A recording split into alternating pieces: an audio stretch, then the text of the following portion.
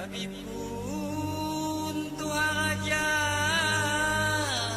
di Lampung ini Banten, ngebiti zaman sakat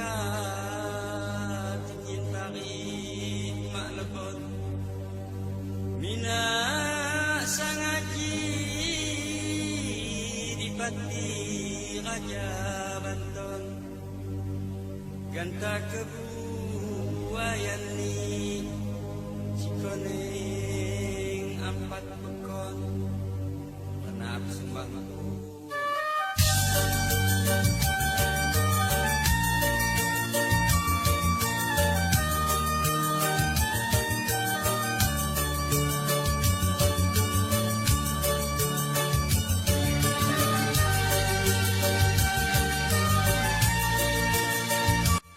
saudara kandung dalam hubungan Banten dan Lampung.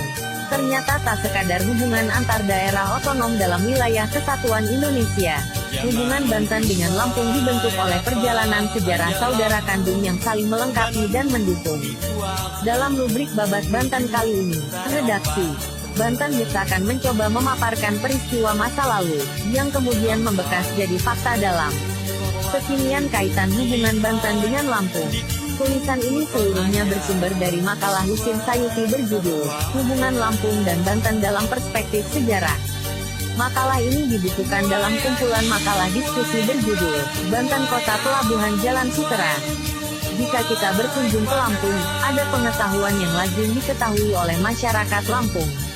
Di Lampung, ketika kita menemukan kuburan-kuburan kuno dan keramat, maka pada umumnya orang akan menyebut kuburan itu sebagai Kiai Banten. Bahkan di Kedaton, sebuah bukit memiliki sebutan Gunung Banten karena di lereng bukit tersebut terdapat sebuah kuburan yang diyakini seorang kiai asal Banten. Tempat lainnya adalah Desa Pagerdewa, sebuah desa di pedalaman Lampung persis di hulu tepi Sungai Tulang Bawang. Di tempat ini juga terdapat makam kuno Kiai Banten yang dikeramatkan. Bahkan konon kabarnya, kampung ini pernah dikatakan sebagai pusat kerajaan Tulang Bawang yang telah menganut ajaran Islam. Nama Tulang Bawang selalu dikaitkan dengan kerajaan kuno di Lampung yang pernah ada pada abad ke-5, ke-6, ke-7. Namun demikian, pusat kerajaan tersebut hingga saat ini masih belum ditemukan. Fakta lainnya dapat kita temui di Bandar Lampung, persisnya di Kampung Kaliawi, Durian Payung, Gedung Pakuan, Kuripan, Tanjung Gading. Tempat-tempat tersebut adalah tempat bermukimnya penduduk yang berasal dari Banten. Hal tersebut mungkin cukup beralasan, mengingat jarak antara Banten dan Lampung sangat dekat. Bahkan pada masa lalu, penduduk Banten tetap tinggal di Banten, namun ladang-ladang, rumah, mereka berada di Lampung. Eratnya hubungan masyarakat Banten dengan Lampung, pernah diuji dalam masa Kesultanan Banten Sultan Agung Tirtayasa, persisnya ketika Sultan Agung Tirtayasa terlibat perang saudara dengan anak kandungnya sendiri Sultan Haji yang didukung oleh Belanda.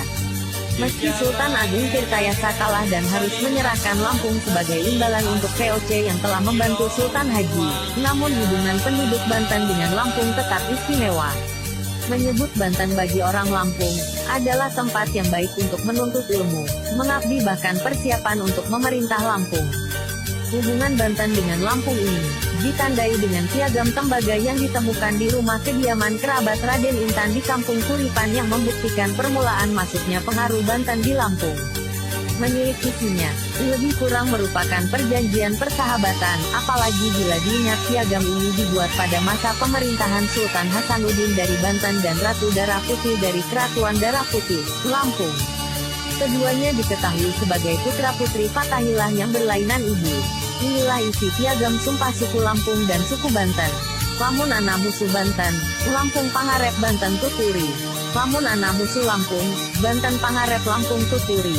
Yang artinya, jika ada musuh Banten, Lampung yang akan menghadapi dan Banten mengikuti.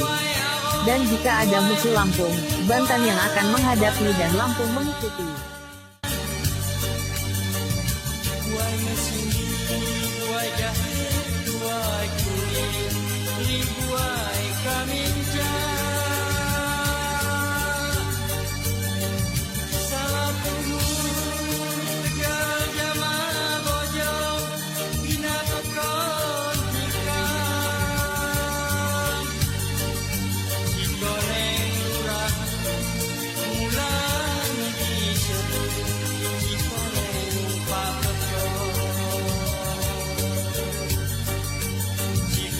ห่งหล